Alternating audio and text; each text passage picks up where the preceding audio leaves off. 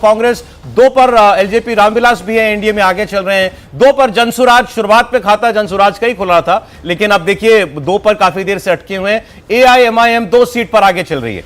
ब्रह्मपुर से हुलास पांडे आगे चल रहे हैं। ये उनके संसदीय बोर्ड के अध्यक्ष हैं लोक जनशक्ति पार्टी के, और बड़ी कंट्रोवर्सी इस सीट को लेकर के हुई थी। बीजेपी इस पर अपना दावा करती है। कैलाशपति मिश्र की बहू यहां से चुनाव लड़ चुकी हैं पहले, इस नाते बीजेपी का दावा था। हुलास पांडे को सीट दी गई तो इसका काफी विरोध भी हुआ था, लेकिन फिर अल्टीमेटली पार्टी एकजुट होकर के लड़ी है। राहुल जी, उपेंद्र कुशवाहा की पार्टी का भी खाता खुल गया है ट्रेंड्स में, एक सीट आरएलएम को है।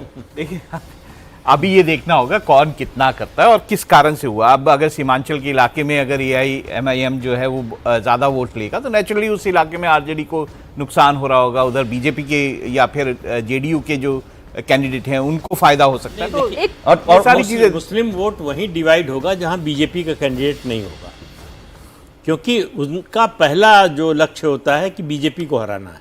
जब वो फैक्टर निकल जाता है तो फिर जेडीयू का कैंडिडेट हो, आरजेडी का हो, एमआईएम का हो, वो उसमें फिर वोट जो है। सीमांचल में तो एनडीए से बीजेपी ज्यादा लड़ रही है। हाँ, इसीलिए कह रहे हैं कि जिन सीटों पर बीजेपी नहीं होगी वहीं डिवाइड हो सकता है। नहीं, लेकिन बीजेपी जिन सीटों पर यहाँ जीतती है वो डिवीजन के चलते ही जीतती है। जैसे कटिहार की पिछली बार 5 सीटें जीती थी और इस बार भी 5 सीट तक जीत सकती है। उसके पीछे वजह ये होती है कि जहाँ पे वो मेजॉरिटी में है वहाँ पे डिवीजन आसान हो जाता है, जहाँ वो माइनॉरिटी में होते हैं वहाँ डिवीजन भी होता है। ये भी एक फैक्टर होता है।